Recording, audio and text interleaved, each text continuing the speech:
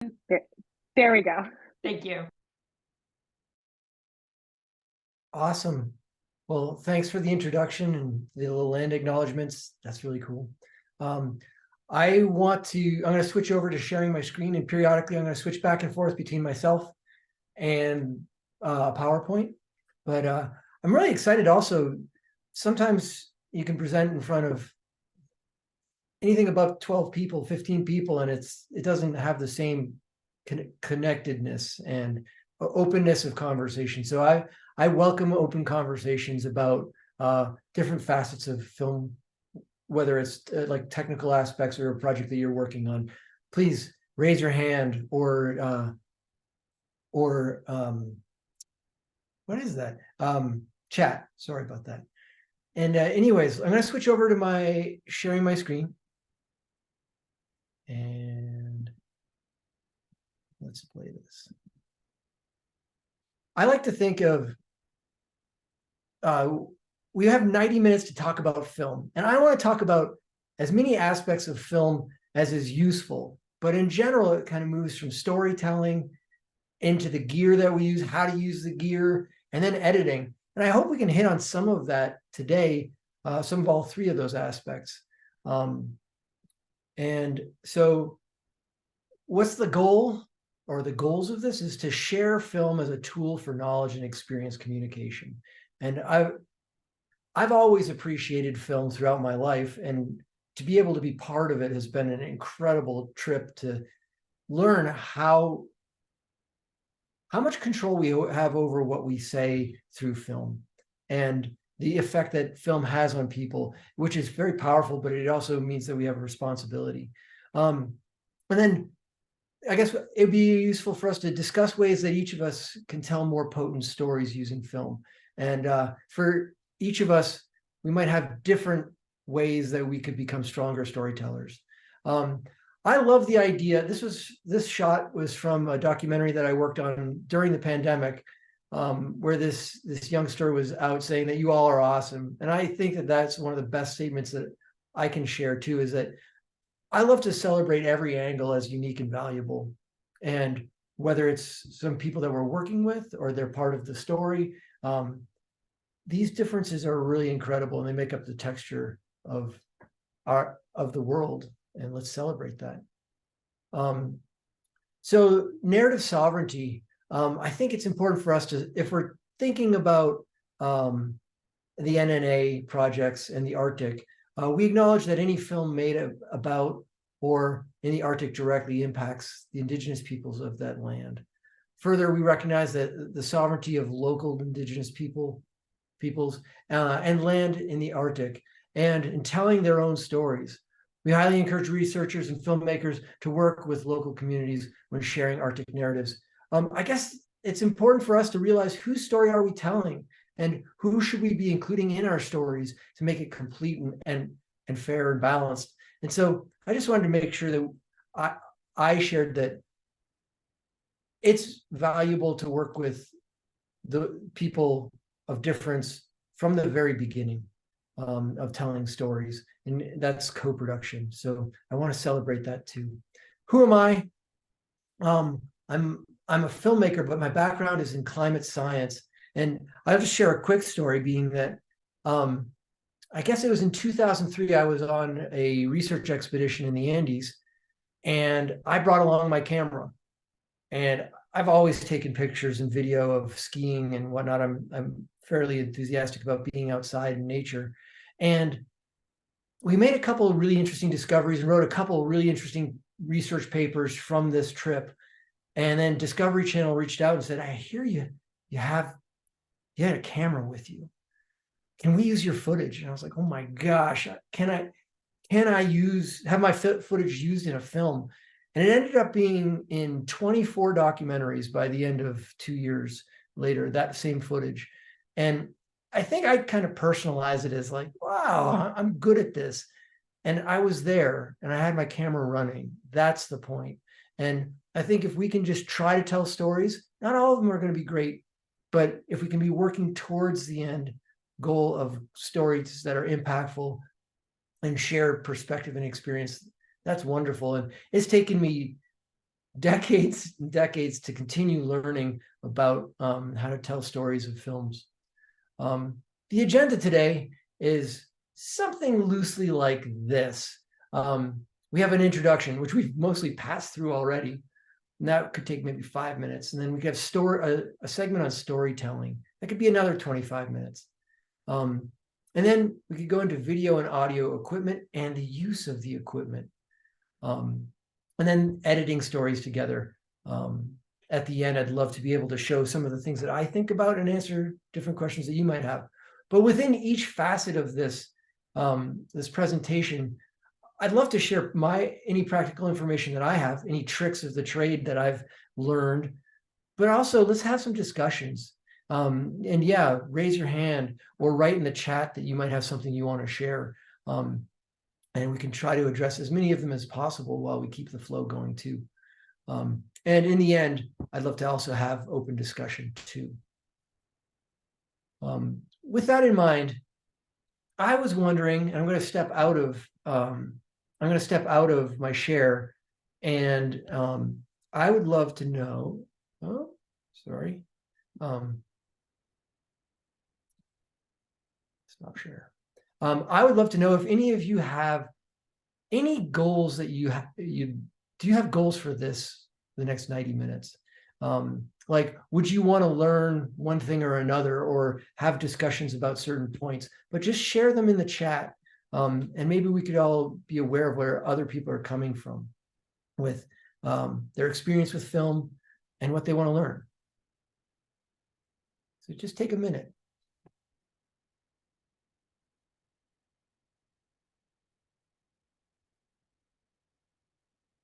Anybody? One person sharing their goal for this experience?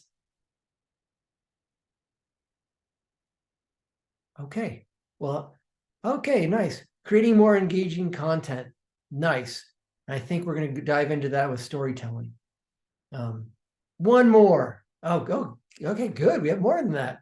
That keeps viewers' attention. Cool. I don't have much experience.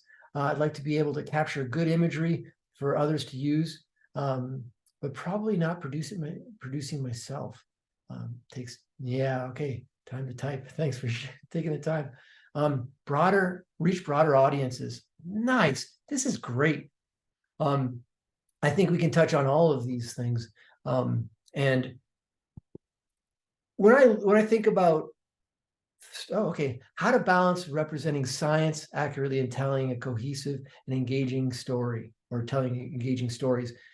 This is great. Wow. Okay. I so far have only done still photography and would like to learn, more about film aspects of science and communication, setting up storylines ahead of time. Nice. How to plan storyboards, setting up the storyline ahead of time. This is awesome. Let's do this. I think that this aligns with where I would like to go. So I'm going to share the screen again.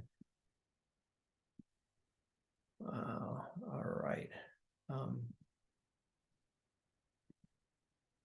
Okay. We're going to do a storytelling warm-up, and I'm going to show some images. And if someone wanted to share anything, so I want to understand what people experience when they see images. So we can take our mute off, and I'd be totally happy with people just blurting out their experience with when they see this one shot. What is the story that you think is going to be told? Okay, so what comes to mind with just one shot? How difficult it is to do work in polar places, so you have to cache a lot of stuff. Yep. Cool. Anybody else?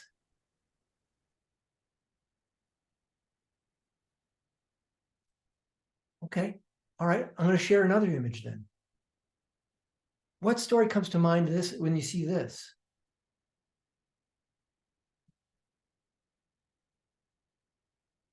What information are you taking up and using in your processor, your brain, to start to tell a story?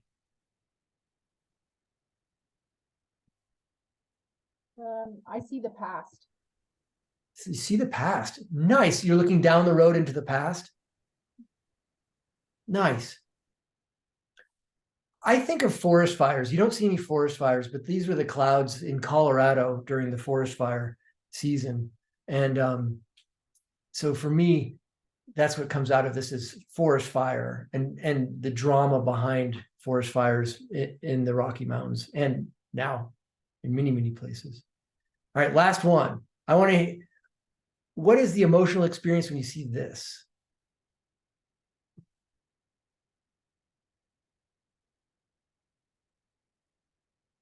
Anybody? Failure. Yeah. Time to change your focus. How to change your focus. Tell me more about that. I guess it just goes back to what I was studying university first due to what my parents wanted. And yeah, changing course if it's not your natural affinity, or you need to study more, whichever or. No, that's great. That's so cool. I mean, not maybe not the stories in your head. They could be fantastic, but it's so cool how we reach into those stories in our past. I have almost a visceral reaction to seeing number 2 pencils because I've always been a bad standardized tester, and seeing the pencil, it kind of gives me cold sweats. Cool. So what I wanted to do with that is to just essentially share the idea that, now I'll play this in the background, but our brains try to make sense of everything that we perceive. And, it's what we see, what we hear, what we taste, what we smell. And we have these connections that we make. And I think it's part of a tactic for survival and maybe much more. But if we can understand that the media that we use connects with deeper stories within each person, I think we can start to become a better storyteller because we're telling it to that individual. We're telling it in a way that maybe can also make that emotional connection come to life. Because like, if I were to look at that number 2 pencil again, and someone were to show it to me, it's like, wow, it's more than just a thought of a number 2 pencil. It takes me back.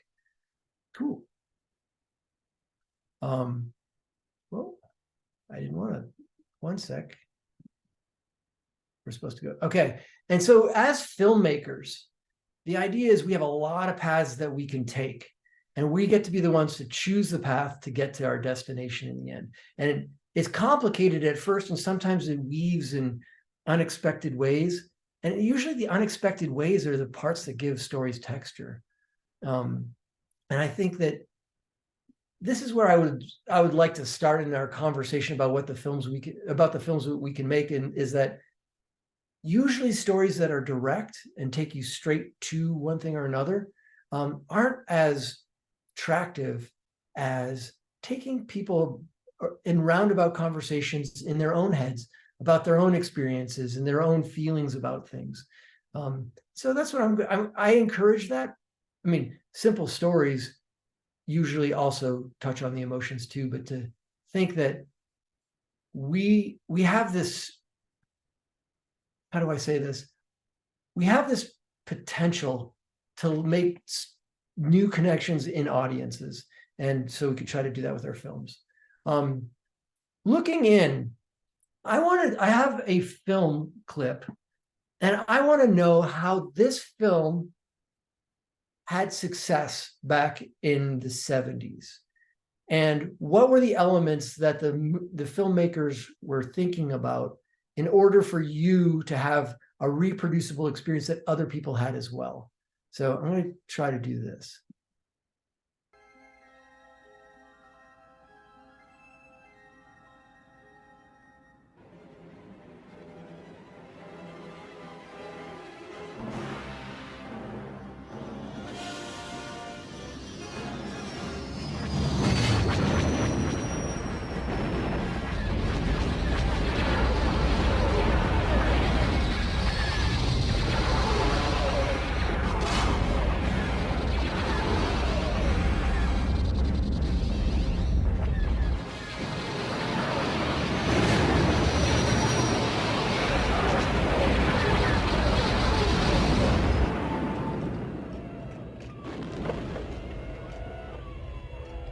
All right, so that was Star Wars.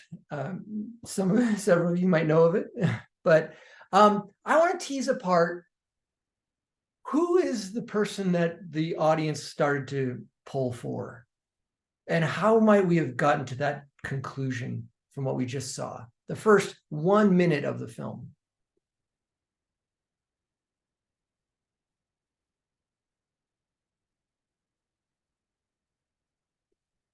Anybody have some thoughts on what would condition our brains to be thinking in a similar space? Maybe most of us thinking around the same ideas.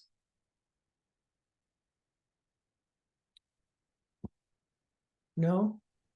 I I'm think good. Twyla in the chat said something. Oh, I can read it out if that that would be works. great. I can't see the chat, sorry. Yeah, so Twyla said already rooting for the group under attack. Yeah, what makes you root for the people who are under attack? And I think that getting into the place where you're voting for the people under attack. Well, The- Nicholas added that people love an underdog, so it's maybe just where we all start. Yeah, I think that's right. So I'm going to take a step back really quickly, and I'm going to play again just a couple things. Historically, this shot right there is very similar to the 1969 shot of Earthrise from the Apollo program. And at the time, even in the 70s, this was a very unique shot for people to see. It introduced people to weather on the planet being in these huge cloud systems. And so at the time, seeing this, I believe, was part of connecting us to a broader effort in the Apollo program. Then we expanded things out. Drums. And then, so you're now looking up at this spaceship racing away. And out of nowhere comes this Goliath. The Goliath story.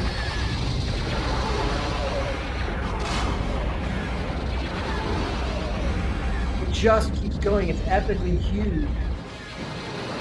And then here, you're looking up at the, I'm not sure exactly what you call the spaceship, the big one in the back. You're looking up at it. So it's this dominant force. And then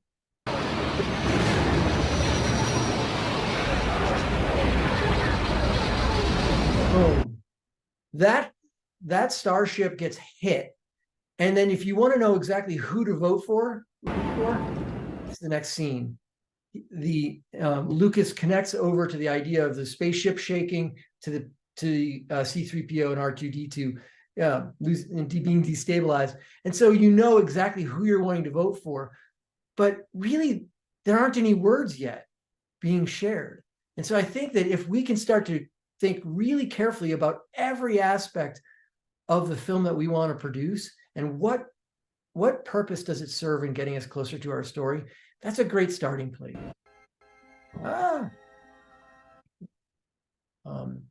And so a question that I think about is what is needed to tell a good story?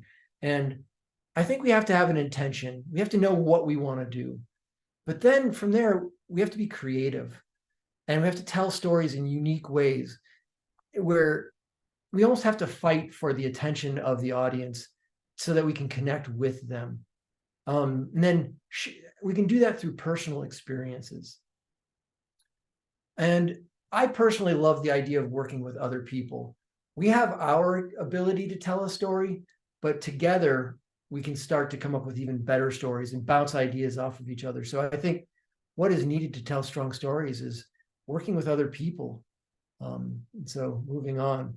I like to think of the best first step is to write a 1-sentence mission statement.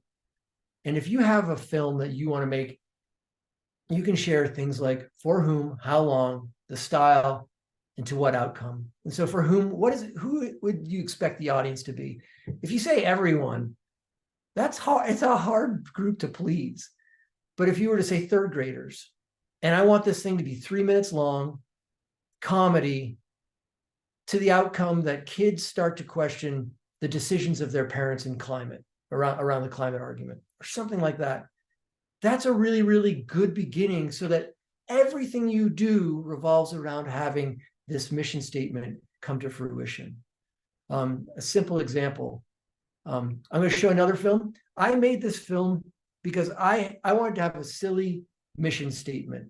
And so what I want to see what you all think is, what was my mission statement from this film? So we're backing it out from seeing other work to then start thinking about our own. We saw Star Wars, and now we're starting to think about how would we have a mission statement to the film that we see here. And it's going to be a minute.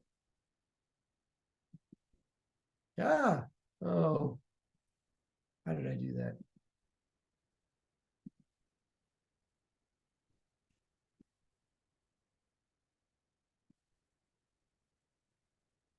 Sorry about that.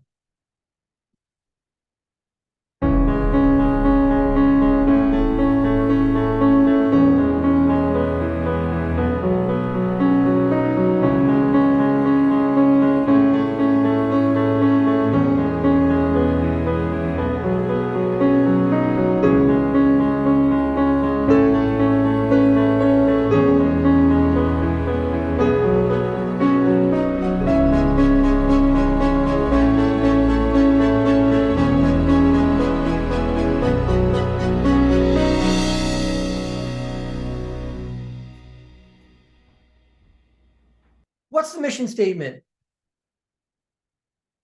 Anybody care to hazard a guess as to who it's for? We know the duration. What was I wanting to accomplish? And this was shot early in the morning when I hadn't had my coffee.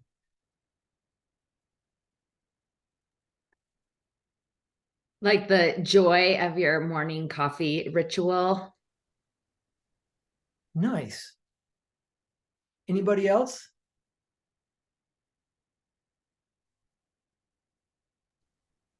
I'm not sure about the mission statement, but there was definitely an element of like shock at the end. Yeah, what was the shock for you? What was broken up in this process? I'm not entirely sure. I think it was that it didn't go in the way I was expecting, because the appliance's sort of intention during the rest of the film was different than what actually happened.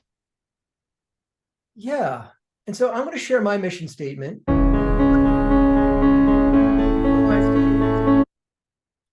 we go. My mission statement was this: to make a 30-second drama to remind adults that life's simple gifts are not guaranteed, using a cup of coffee's yearning for friendship with a coffee pot. And so I think that this is where we have to start designing our films to accomplish simple statements like this. So this is an example of something that I did early in the morning and thought that I could come up with something that was simple in 30 seconds. It's hard to think of a meaningful story in 30 seconds. Any thoughts on this so far? Also, I want to, yeah. Any thoughts on storytelling so far and mission statements? Okay. Lastly, before we're kind of winding down this segment on storytelling, simple suggestions for success. A lot of times you want to hook a viewer within the first 7 seconds where they're saying, wait, what's going on? Or use something called the standard story arc. And I'm not sure who the individual was who just spoke, but talking about having their expectations a little bit shattered, where they're like, it didn't end the way I thought. The standard story arc starts to explain something like that, and I'll be right to it, and then making it personal to the audience. If we're talking about the standard story arc, if we're moving from the left on the red line to the right, in the beginning, you're kind of awakened to a situation, like it was dark outside and there was a cup of coffee. And this cup of coffee slowly starts moving in closer and closer and closer to the coffee pot. This is my hope anyway. And maybe it didn't work, but I tried, darn it. And so you're moving in closer and closer. And the climax of this film is that they're within a very close proximity to each other, and then the coffee cup is taken away. And so in the end, that resolution is what happens inside the audience's head as to how do we reconcile what happened. And so with that, maybe we could be asking the question about, like, why was the coffee cup pulled away right before it made the connection with the coffee maker?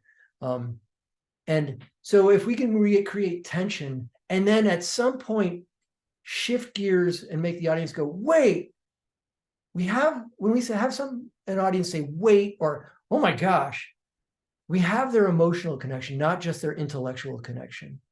And so if we can build that climax to the point that a surprise happens, that usually starts to make for a memorable film.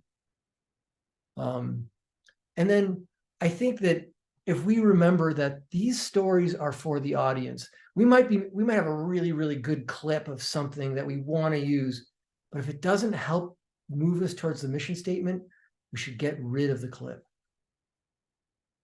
Okay.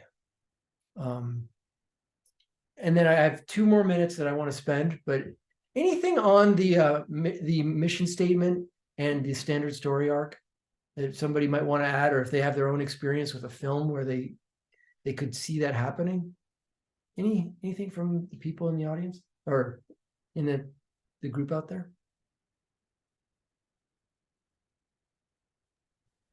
Ryan, I'm just curious a little bit, when you once you've chosen an audience for something, do you generally kind of like go to any particular resource or like online search or something else to like clarify your understanding of what that audience would be drawn to?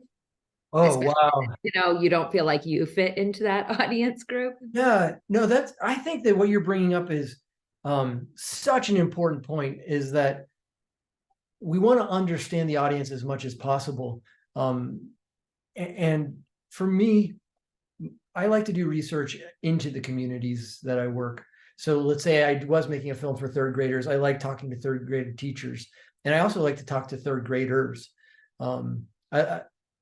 But also, if we were to talk about a science story for environment interested adults, is to go and talk to them and actually pass the idea by them. Just say, what do you think about this?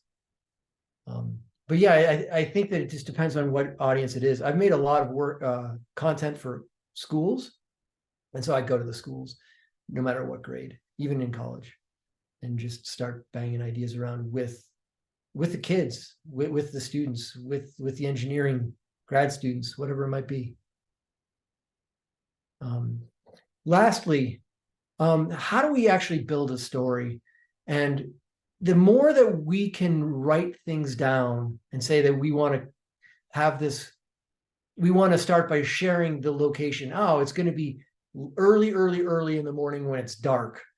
Well, how do we show that? By looking in through the windows at the light, the warmth inside the house.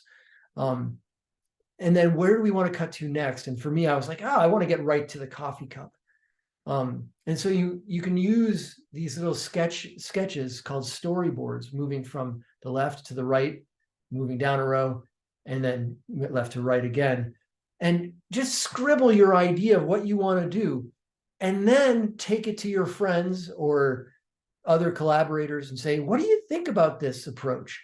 And most people, you have to have a little bit of a leather, like a resistant skin to criticism, because people are looking at these stick figures and trying to make sense of things, but usually you can get some really good feedback. Sometimes it isn't sugar-coated, though. I personally do this on a sliding glass door in our house, where I put all the ideas down, and then I try to make connections between the cards, and I literally just draw arrows from one to the next. And that's my way of creating the story plan. Okay, so that right there is the beginning part of storytelling. And I know we're busting through it really, really fast. Anybody have a direct question about storytelling that hasn't been addressed, or you want to have discussed or addressed more thoroughly?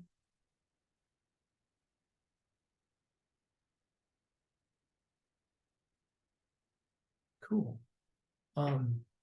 And I think that one of the bits and pieces of storytelling goes to the question just asked about the audience. And if we can understand the audience and their needs and their wants, we can start to create that tension and interest in the unfolding plot. But I think it can be also intimidating when we have our own idea of what we want to tell a story about and how it will unfold, and then going and working with within the community of the audience. That can be, it can be a little rough, but I think that once you realize that the end goal isn't telling you the story that you want, but it's telling the story that'll work, it takes practice, but it works really well. Okay, so next, I want to go into gear.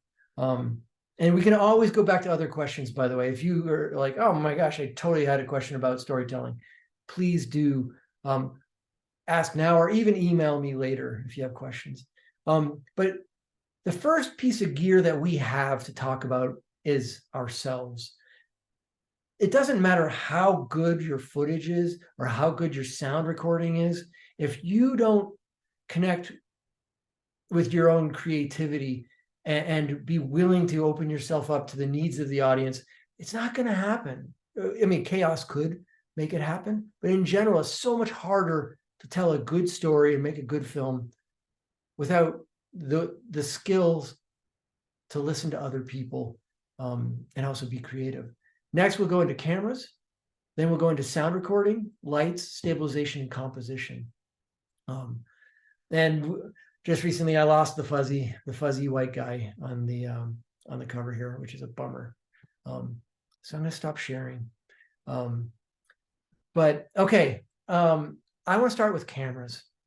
Cameras are oftentimes seen as like, if you have a bigger camera, you're going to get better shots. I am so impressed with smartphones. You can do so much with smartphones, and the resolution, the crispness of the shots, and just how many pixels go across each shot to add detail are absolutely incredible. And technology, how do you say this? There's immense technology for recording sound. You can have a microphone off the front of your camera. You can have a microphone go through a wire or be transmitted with radio waves to a microphone on a person. But these are the first type of camera that I would like to introduce.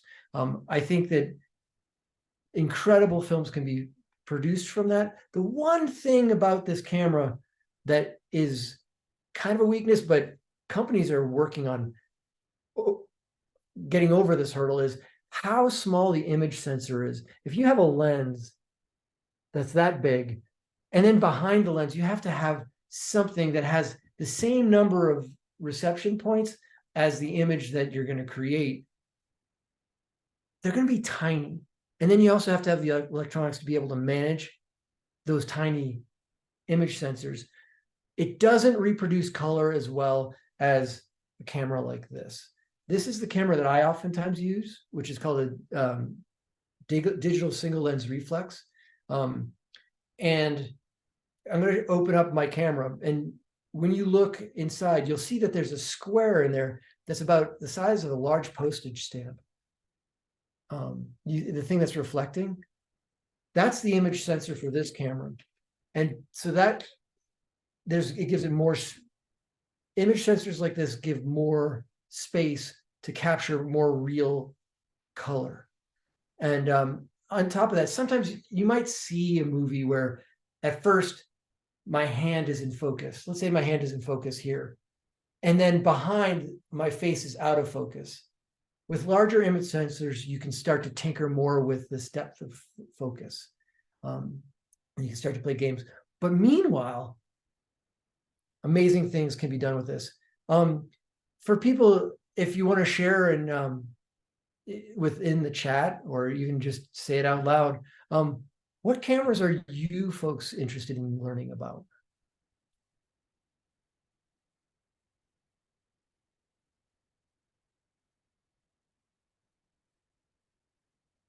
Well, we'll push forward. Please share at any time. There are other cameras to think about too, really quickly. You can have camcorders that do a lot for you. This one is actually from the 90s. But camcorders zoom in extremely fast and extremely smoothly and over a long distance. So their zooms are quite even, and the zoom in is quite large. But meanwhile, the image sensor is not that large with this. You have sport phones, which are wide angle, which means that a lot of times if you're doing an interview, someone's way back here because you have to have the camera come really close to actually start to capture the details. These are not as good with anything other than action, typically. And then I have a drone. And drones actually operate very well for stabilizing too, but those are the ones that I use. The big deal is cost. If you already have a phone with a camera, you can go so far with that. And again, if you have any questions about that, that's great. I want to move on to the next thing, and I'm going to share my screen, which is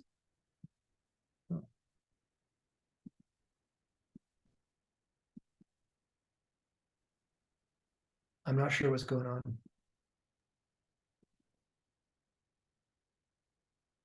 Mine does this too. I think you just have to, yeah, restart. Thank you. So let's go right here. The power of sound. I want to kind of introduce us to the idea of sound recording through a couple examples of how powerful sound is in film. And so I guess okay, I'm going to move on. I have 3 different clips, and I was wondering if each of you had any idea of what the plot would be about by just watching these 3 clips. We're going to watch one at a time and then see what plot we think is unfolding because of the sound that we're seeing or hearing.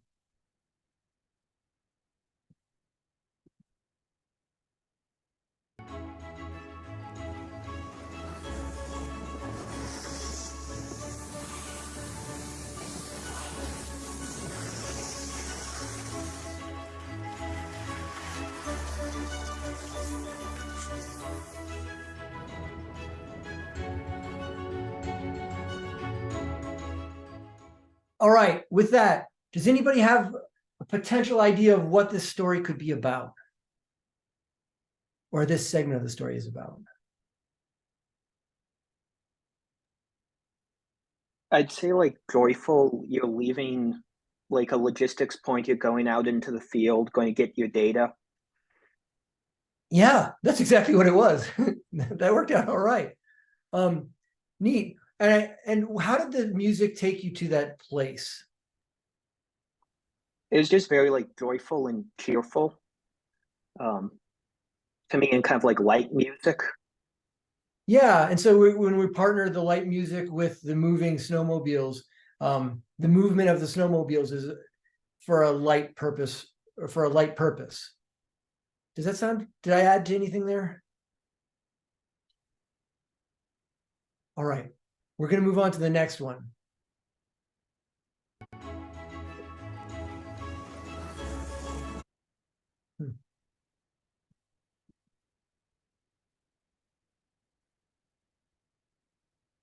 We'll get there.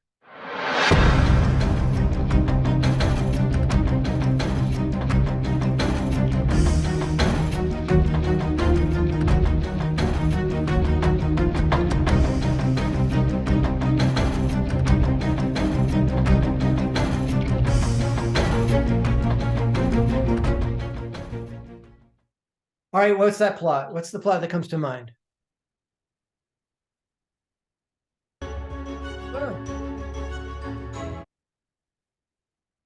Anybody have a thought about the last one? It's dramatic, like we're waiting for, like we're going out to discover something, or like something's about to happen. Yeah.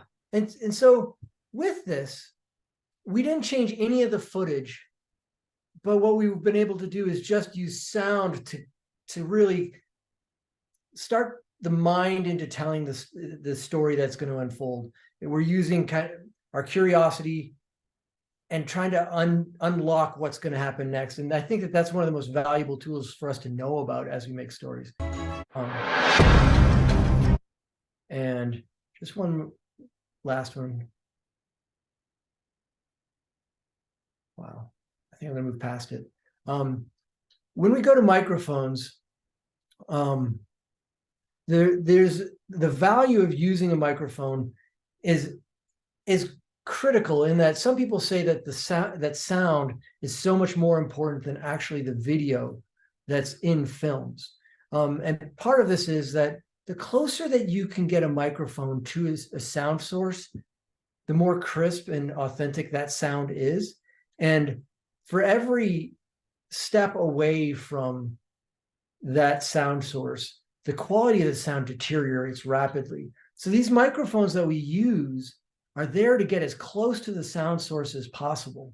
And so let me, I'm going to share with you a couple options for sound sources. For my camera that I use, I oftentimes like to have, this is called a shotgun mic. It comes off the top of a camera or at the end of a boom. And so you could be then filming, and wherever this microphone points, which is also the same as the lens, it preferentially records sound because all the sound is blocked from the sides. So if I wanted to record the sound coming out of my computer, I hold it like this, and the fidelity is quite high. And if you have a little bit of a preamp, meaning that there's power coming from the microphone into the camera, you get really, really good sound. And you can run around, and we call it run and gun, where you're going around and you're shooting things rapidly. This works extremely well. However, and like they range from about $230 to I think $75 for this one. On top of that, we have, where did it go? Lapel microphones, which really works hard to get the microphone as close to the source of sound as possible. There we go. That's the microphone. And a lot of times you see this in newscasts where you see this microphone clipped in right here. If you can film so that this microphone is just out of sight, people are like, how did you get such good sound? And this transmits to another box that goes into your camera, and you can record the sound at the same time as your video. They're amazing for interviews. And in science, interviews are pretty crucial. Another sound source. This is a dedicated sound source where if I were to put this right here, right out of view, there it is. I'm getting really good close sound, and barely having it out of view is better to have it out of view completely. So these are the three sound sources that I like to use. But if you're going to use your sound source on your smartphone, be really careful of wind blowing over these areas of the phone, because you get distortion. And what we want to focus on is getting the best sound quality while we're in the field, as opposed to having to edit it later because we lose some quality with it. So sometimes if you're filming, or if I'm filming and the wind's coming at it, I cover the camera and the microphone with my hand. And that gets better sound than the distortion of wind blowing over it. But again, this has to be very close to the sound source to get good quality sound. What I've seen people do, and this is kind of neat, is if I'm going to be filming back here an interview, the person who's being interviewed sometimes has in their pocket another phone that's recording just sound. And then you can zoom in like this. Nobody can see that this is right there recording a separate track. Then you can synchronize them later. So there are all sorts of tricks on how to get really good sound, because it's easy to think that sound isn't that important because you want to get really good video, but it's mind-blowing to get good sound. Like the sound of wind is incredible when you catch it perfectly, because you're not getting that distortion over it. You hear. And I was on a filming expedition where we had a guy dedicated to just capturing sound, and he was running around camp listening to the sound of wind going over corners of tents, and he'd play it later, and it's like, I didn't hear that. That's amazing. So sound is an incredible asset for film. I'm going to go back to sharing my screen.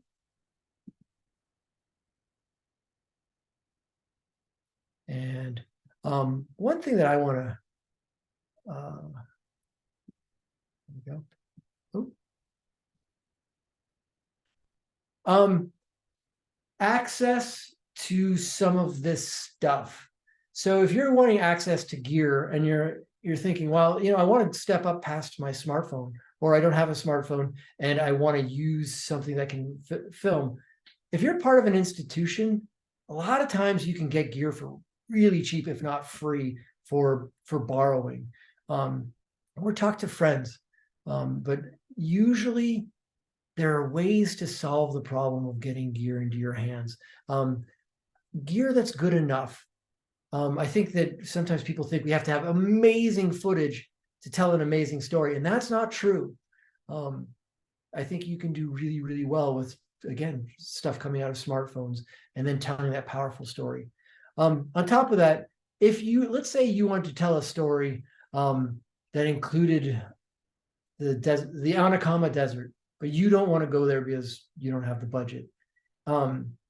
You want to get footage of the Atacama Desert, and sometimes you can buy the footage online, but there are also places called the Creative Commons, which is a place where you can get footage and maybe just with acknowledgement can use that footage, so you don't have to go to the Atacama Desert.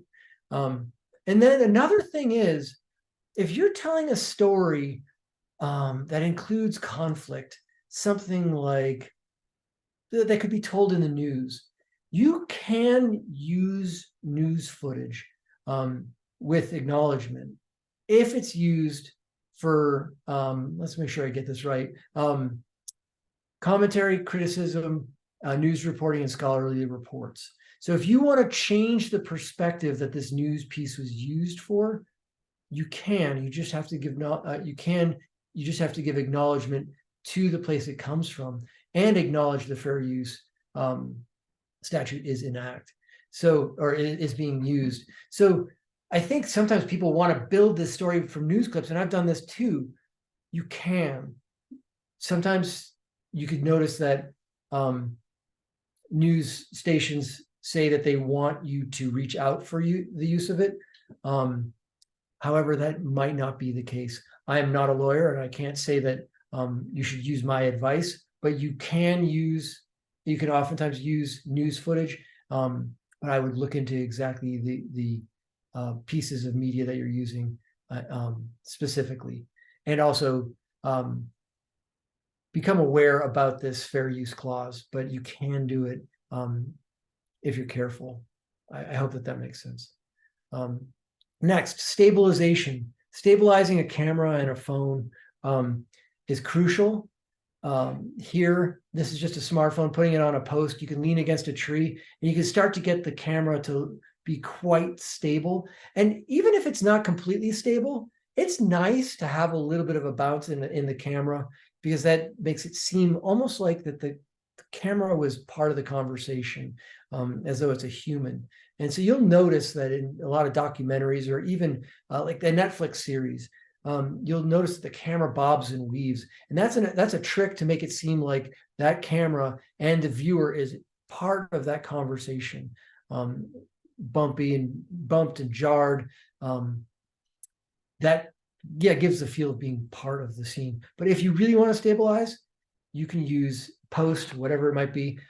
Additionally, where is this? I'm a huge fan of this tripod. You can spend several $100s on tripods, like $500, $600, $700 on tripods. This thing is about $89. Doesn't work perfectly well in the cold because these bits and pieces are plastic and they can break. You just have to be careful. Alternatively, you can also use these. They're like $20 that support smartphones, and you can wrap them around trees, and you can be filming the whole time. They're great. So those are other stabilizing methods. One thing I wanted to share too, and this might be just my way of using things, but this is a drone and it's built to film on the move. And that means that the front of this drone has a gimbal, or the thing that steers the camera right there. That's exceptionally good at keeping a stable shot. You don't even have to have the blades moving, and you can use your hands to move this around. And it creates a very stable shot. So you can fly this, but you also can just pick it up and film. You can press record on the phone, whatever it is, and move around. It's so liquid smooth. It's amazing. Just a little trick. Okay, I want to stop for a second. I just talked a lot. Do people have any questions so far about this? Any thoughts, any questions that are pressing and you want to toss around?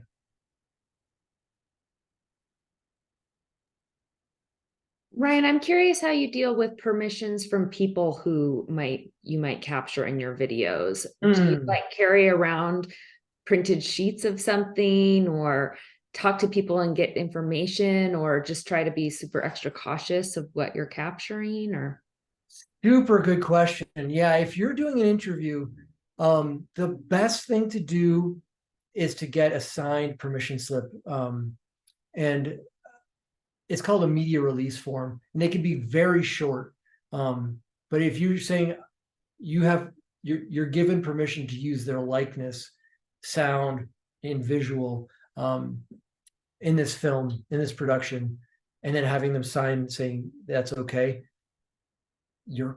that is perfect. I have heard people say that at the beginning of an interview, they ask somebody saying, "Hey, do I have permission to use this to use this interview in a documentary or whatever it might be?"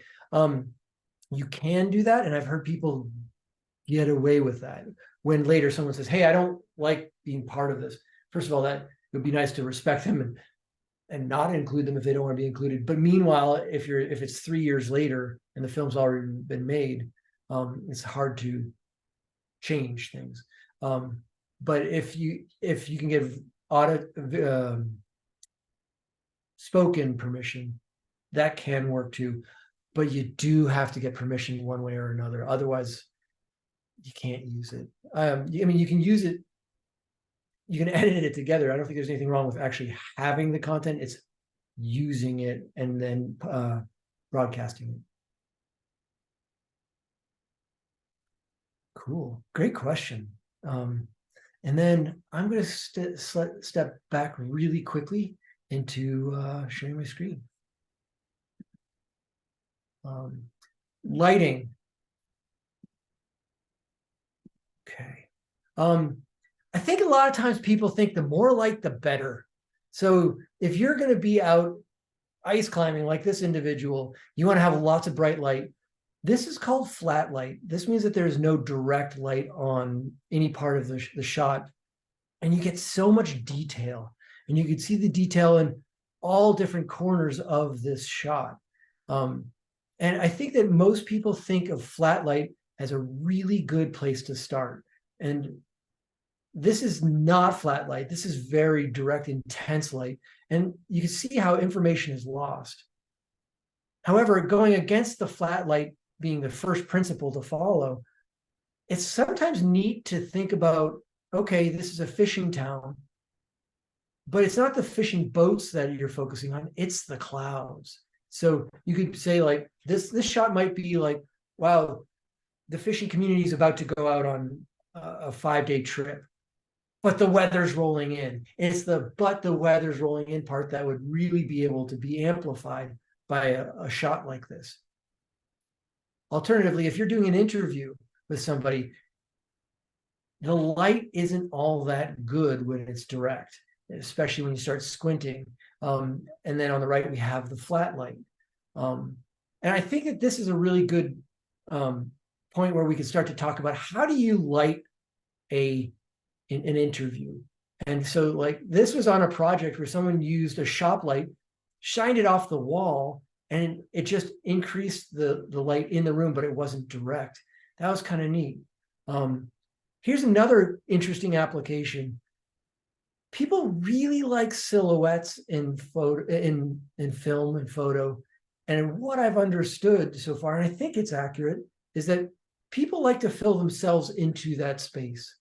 They want to pretend, or they want to fill into that person walking by with their headlamp on at night, and like feel being there in the cold temperatures or whatever it might be, but they fill themselves into silhouettes. And that's why silhouettes can be powerful too. What I want to do is now talk about interviews. Well, sorry, 1 sec.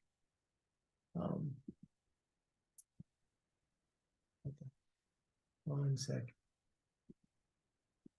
Okay. If we're talking about an interview, what is the best way to get a good interview visually? And for this, I just want to kind of say that this is a general way to do an interview. First thing is you want to have the person talking away from the camera if it's an interview. If it's a news statement, they're directly talking to the audience. Otherwise, they're talking to the person doing the interview. That's a general concept. You talk away from the camera off at about a 15-degree angle. And the space, there's more space on this side than this side. About 2/3, 1/3. We can have the microphone just out of view, or we can have the microphone on a boom just out of view. And we get, again, going for that as close to the source as possible. Now we're going to talk about light. What I believe is one of the best lights is nature. I love nature, natural light coming in through the window. And this is called the key light, the biggest light possible. But also, if this side, why is this side lit? Well, we have a light coming in the side. So it's called a fill light. If we don't have this on, and we're talking like this side of the face goes in the dark, which it can be a really interesting way to film. Alternatively, if you have the light coming in from above, you get those shadows. So what I would suggest is, if you want to have a little bit of tension, have shadow. If you want to have something where you want to have a simple interview where somebody's stating information.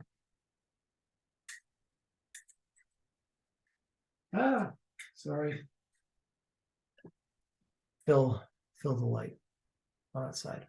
But those are really interesting. And I tend to think go from the sternum up.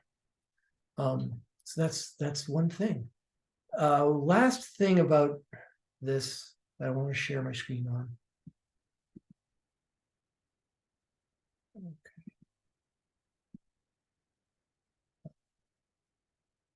Is composition. Like, how do you actually make a shot that shows interactivity and kind of draws people in? One example is this. How do you put yourself into the place of this climber where this rope is dropping straight down behind them and you can see their face, but then you have the angles. How do you use the space that's in front of you to start to communicate the relationship between the objects in the shot? Here's another one. This is from a research project that I was a part of, where I really liked the leg off to the side of this scientist, where she's into it. And then the other scientist to the left is also into studying something. But the three people in the background are not yet aware. So there's this tension in the shot of essentially saying, like, wow, science is unfolding as we're watching, to the degree that the one scientist is actually taking a picture too. So if you can show that kind of action, that's great. Here's another one. They're literally walking out of the screen. And then we'll go into the details of this really quickly. If you have a wide shot, and then I'd love feedback on this. If you have a wide shot, what do you think what is this good at doing for a story? What does it communicate to the viewer if you have a wide shot like this?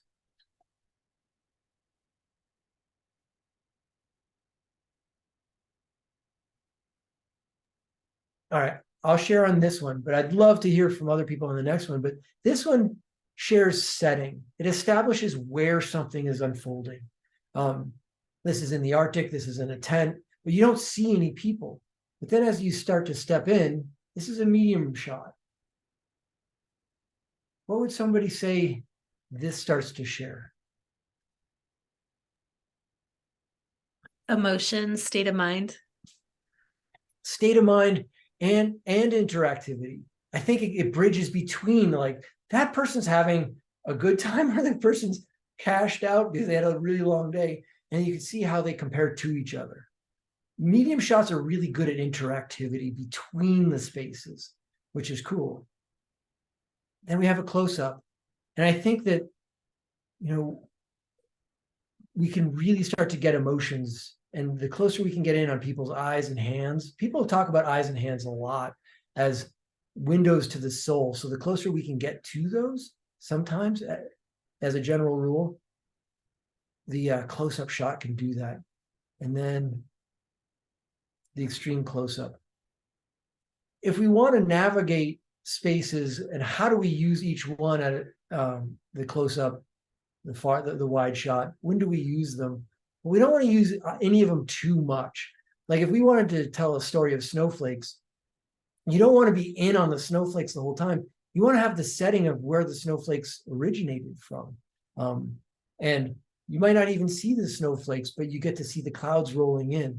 You want to navigate between these different types of framing to tell your story, so you can slam people between the setting and then the emotion or the unusual visual of the actual shape of a snowflake. And so you can navigate between spaces like this to tell the story. And the more you can create diversity of your shots, the more you're going to be able to attract your audience to the storyline. And this was the framing for the interview. I'm going to move past this. Okay, so I have a little bit more time, and I want to keep going with this, but I wanted to ask if people had questions so far. We're moving super fast, and I could understand that maybe it's overwhelming. So I appreciate all your feedback, all your thoughts. Anybody have any questions so far?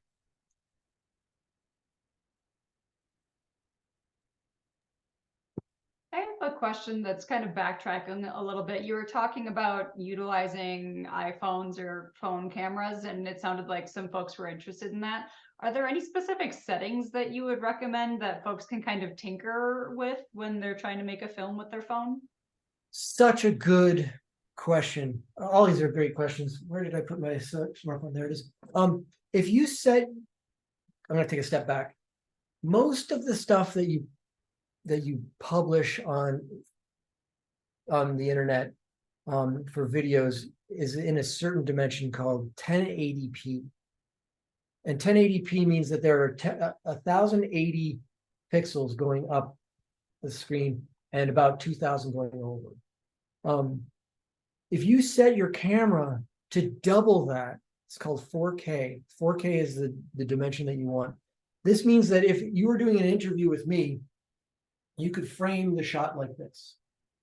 But then if I said something great, like that worked, that sentence came out great, I'm going to use that. But then I go off and I start talking about why my shoe came untied and people don't care about it. You can crop that out. And then if I then get back on track and start talking about something useful, you can crop out the part about the shoe, and people won't notice if you cut in on the second part that's important. So the first piece of information that I shared, that was good, fine. We then parse out in between. Then when we come back, when we show the next shot that we want, we cut in, and it can seem like we seamlessly go from here to here, we're just jumping in closer.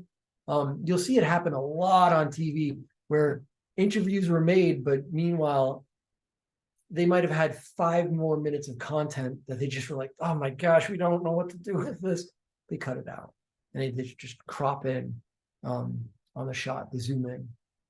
Does that make sense? Cool. Anything else? Awesome.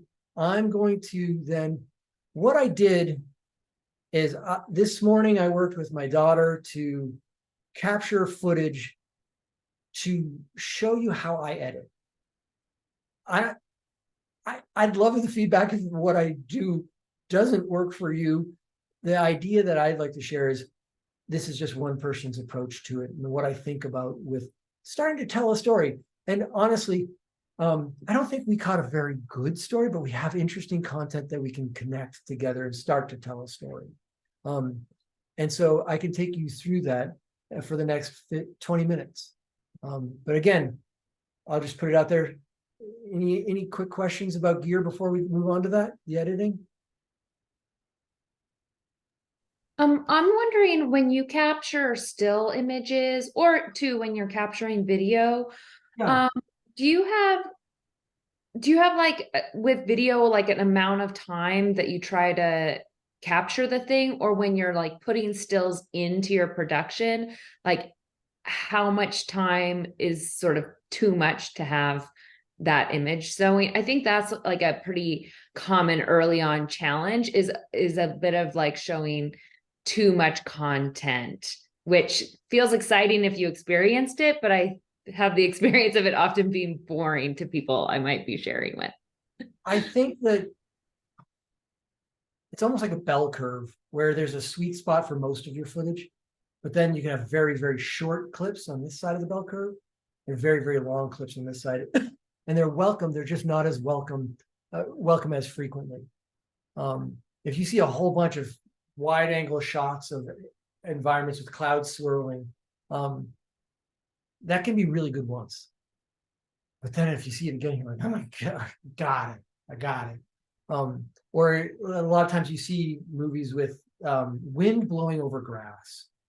I think that people make a lot of emotional connections to that. And I actually don't make an emotional connection with that, but they show the grass swaying. I guess it's very organic.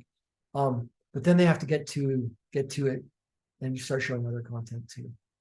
So if you're recording, the golden rule is never record less than 8 seconds, 8 to 10 seconds. That way you can have a 1 second fade on either side and essentially 6 seconds in between if the shot is good. Otherwise, you might have a fade on either side, the potential for a fade on either side, and 2 seconds in between. 2 seconds of footage is actually a lot. So if you're recording, shoot as stable as you can for at least 8 seconds.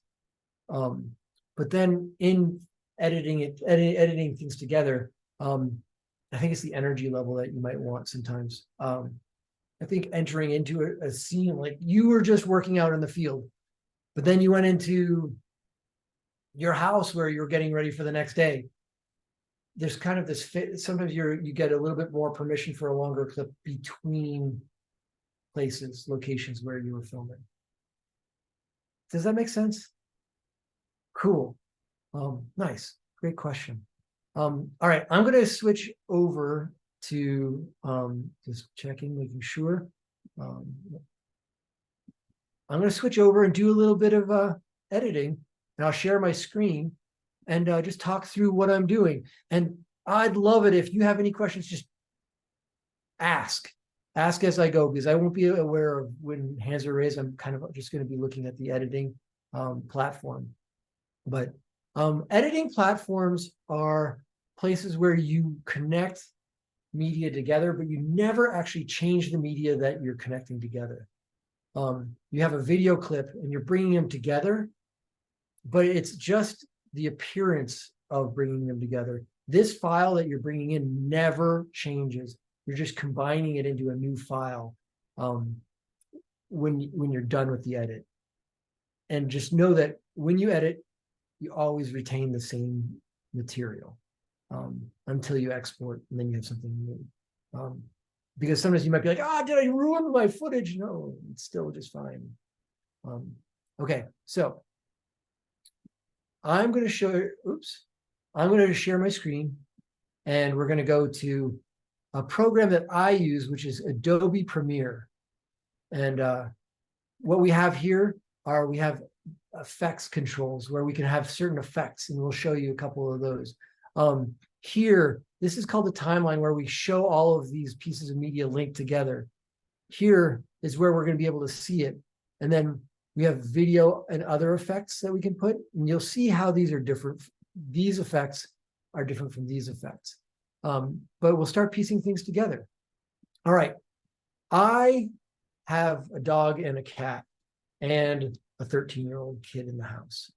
So what I'm going to do is take and drag all the video content that I have from this one folder.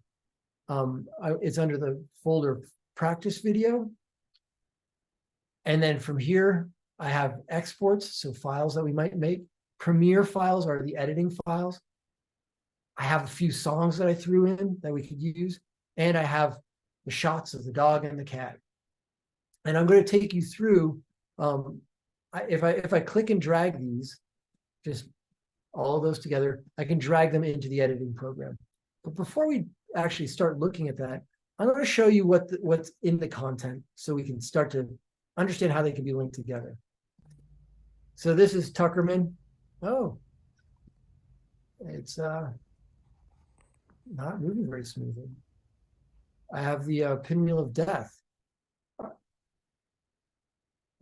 Okay. Whoa. Okay. Am I still there with everybody? Yep, you're still up. Okay, great. So here's the cat. And then here's a sideways shot of Tuckerman coming in the house. Another shot of Tuckerman. And being bashful. So we just started to take shots.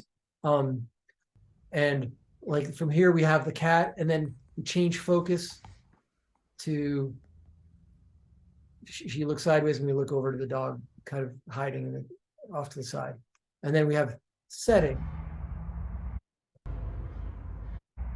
So what I want to do, and now that I've brought these into the editing program, is to start to organize these in a way that starts to make sense. I like in general to give a setting, a story setting. And so if you're up close to these animals, I would call this a medium shot of the cat wriggling on the floor. And that's a close up. Whoa, I don't know what's going on. But what we have here is outside. Okay, I kind of like that. I'm going to move that there. And then we have another outside shot. So I want us to be able to identify that it's autumn in Colorado. So in general, a setting shot, if you start with a setting shot,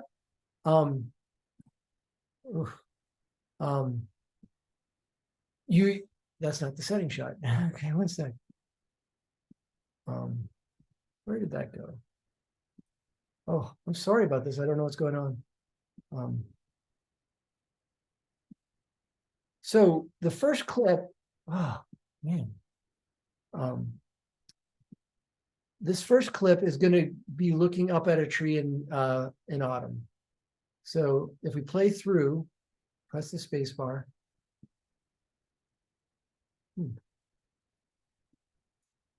Oh my gosh.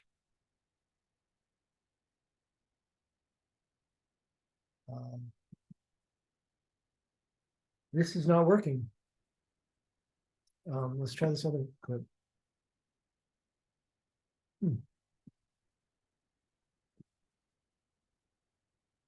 I'm going to quit out of this and then try to not out of the Zoom, but I'm going to try to quit out of this project and reopen it.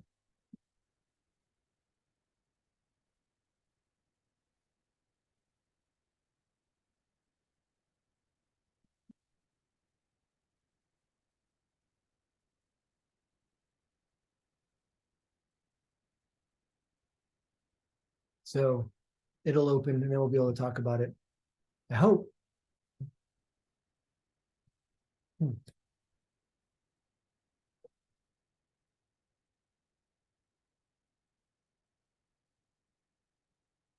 Seems to be taking quite some time.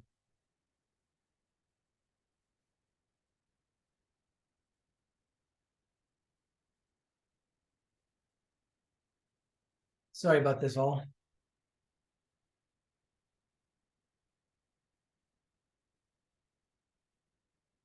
See, maybe it's the bandwidth is taken by the transmission. I don't know. Yeah, Zoom. We've all been there. Zoom does this to our computers. Yeah.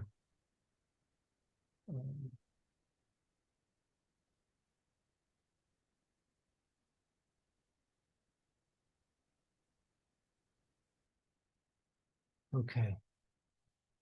Let's see. I'll try a different way.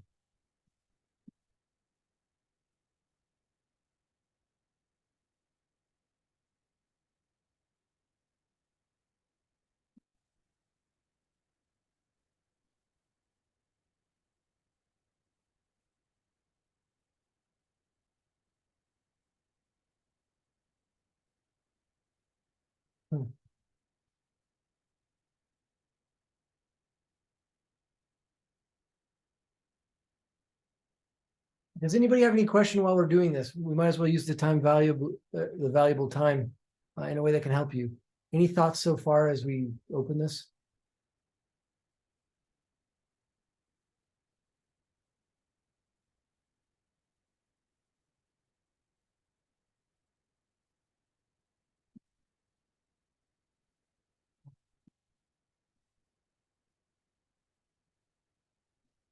Let's go and start a new project then. Let's just call it.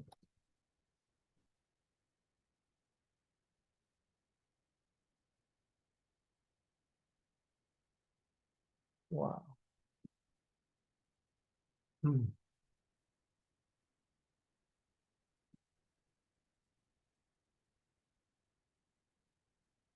not sure what's going on.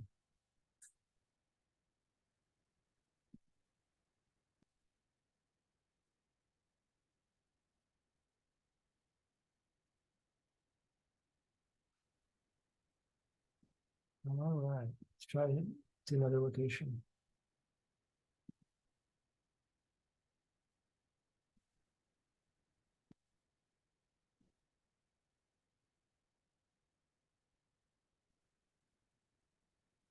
Okay, we're kind of up and running here. So what I'm going to do is go back to the video files that we have. And we saw what we have so far. What I want to do is start to create an environment where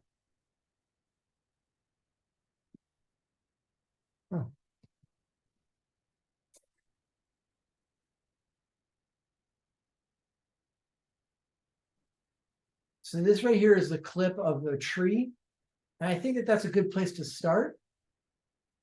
And then hopefully this computer catches up shortly. And I think that we could go to a medium shot here of plants. Since I'm filming in 4K, meaning a really high resolution, I can actually sit there and say, you know what, that's a fine shot, whatever. What I want, I wish that it was closer. What I can do is zoom in on this clip a little bit, and we can take it from a medium shot to a close-up, and you can go about this close without losing definition. So we go from the tree to the plant, and I want to introduce the first character, which is Tuckerman.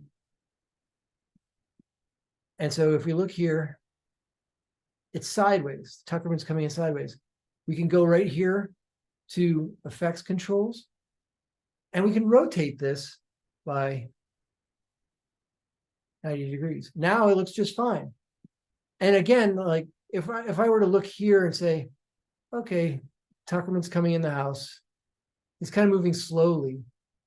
I'm going to speed him up, the appearance of the clip moving faster, by zooming in so that he's in and out of the shot a little bit faster. So from here, and then he just leaves. I'm going to stop when he's still in the shot. He doesn't completely leave the scene.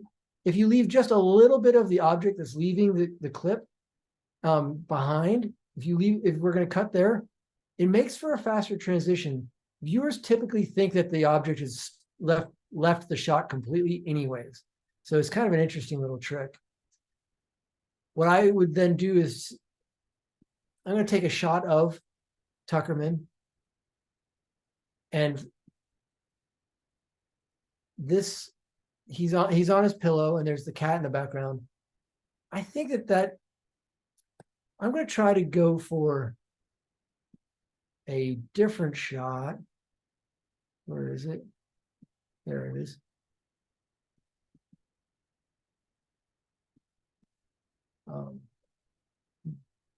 There, he interacts with the camera, and I think that this could be an interesting place where we can go from him entering the house to him connecting with the audience.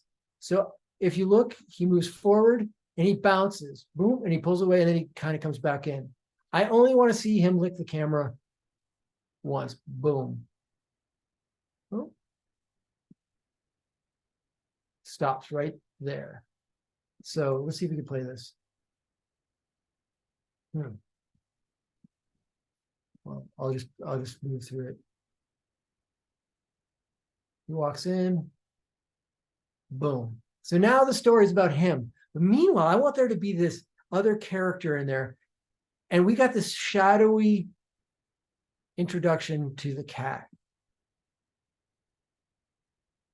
So we already know about Tuckerman the dog, and we move it to a place where this is a very good transition, where everything on the screen is not visible at all. You don't know what the heck we're looking at if this was a still shot. What a great time to transition to a new theme, because here we see the dog. At the beginning of this, we see the dog again, and now the shots have literally taken us to a transition point to what I'm going to call the shadowy cat. And this, and I think it's, again, going to the idea of a silhouette. There's a little bit of mischief behind just seeing the shadow. But we got to at least introduce the cat somehow and how it relates to Tuckerman. So here, that's one shot we have. Whoa. Okay, that's one shot we have. Come on. Wow. And then one that we could use is one that relates between Tuckerman and the cat. And so if we have the cat here, and then we look up and there's Tuckerman, that shows the spatial relationship between the shadow, how the cat is sitting, and then Tuckerman. So we now have transitioned between Tuckerman and the mischievous cat. Now, I'm going to make this like this. So we now have 24 seconds of a story where from the outside, let's actually go from here. It's outside, it's a beautiful day, sunny. There's Tuckerman. Comes in, bonks the camera, but meanwhile, he's not alone. He's there with the cat. Whoops. And so we can, one thing is that we can't tell whether Tuckerman's watching or not. So we might want to try to like see if we can use a shot of him. I think this might be it. I'm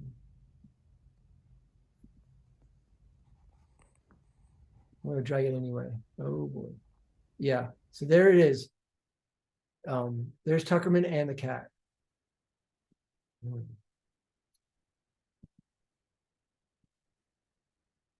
Huh. I'll try for a different slide.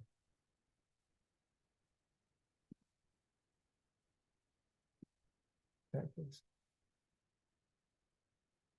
So from here, we now have the cat. We know where the cat is and the dog is. So we know the spatial relationship. Now this all of a sudden makes sense. What I did is I put my fingers out to the side of Tuckerman to make him see it seem like he's looking at the cat, but he's actually looking at me. So what I want to do is maybe get him to look at the cat, falsely look at the cat, like this, as though he's interested. So the cat's there, he's there, now he's looking over. But what we could then do is have the cat roll around.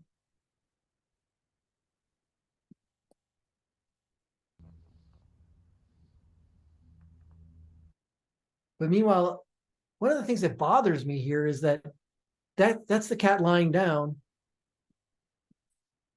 And this is the cat sitting up. It's hard to transition over to this scene right here.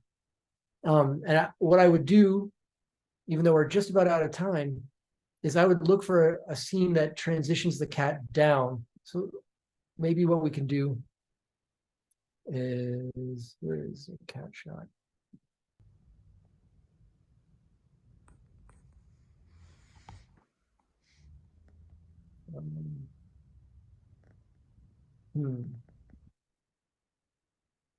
Let's just check this out. So there's the cat. It almost is up. It almost looks like it's sitting. We could use this as a potential transition if we have it just at the beginning of the scene. So we go from here, from the cat sitting up, to Tuckerman, to looking over at the cat now flopping down and rolling around, just in the sunlight. That's one little trick that we can use to go from this to there to interactivity. The cat now flops down. So we got away with it. We got away with the cat falling to the ground. And now Tuckerman can be watching. So that's the kind of the crash course that I was thinking of sharing.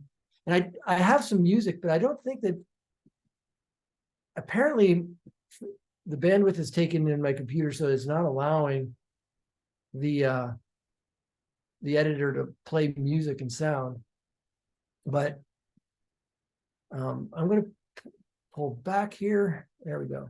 So this is what we have, where we have a wide angle, wide to medium, close up, medium shot of Tuckerman coming in, close up, medium. This is a transitional one that goes from close up to almost setting, medium shot to another transitional shot. So we're moving between spaces. I think what we would want to have at some point coming up is another setting shot. But that's how I would piece these pieces together. If you look down here, we have a long clip, medium long, short, medium, short. So if you keep a diversity in the length of the clips, that is useful, not just the framing, but the duration. And I'm sorry that this last part was a little bit complicated by the technology, but I'm going to stop sharing, and I want to make sure I can answer any questions.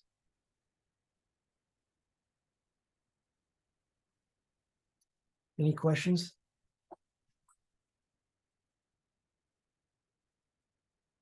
What I would say is that if you're entering into this, into a film at any stage, please reach out. Like if you want to have somebody review your stuff, say, did that work? Or am I forcing something? Or what can I use to transition from A to B? Please reach out. Like if you were to reach out to the NNA-CO office, my email's there. It's probably linked on the website. And I'd love to help out because these stories, there are many, many important stories to be told. And again, the more people we have sharing in these stories, the better. Thank you so much, Ryan. I think we can hang out for a few more minutes in case there's questions, but this link in the chat is for the remainder can't of hear the you. slides. Oh, Can you all hear her? there we go. Can you hear me now? I can hear you. I can't Okay. hear anybody. Uh-oh. Uh-oh. We can hear you. Hear me. We can hear Ryan, but Ryan can't hear us. Okay. Well, thanks for coming, everyone. The next in the series is in January after the holiday season, and it is on creating virtual tours.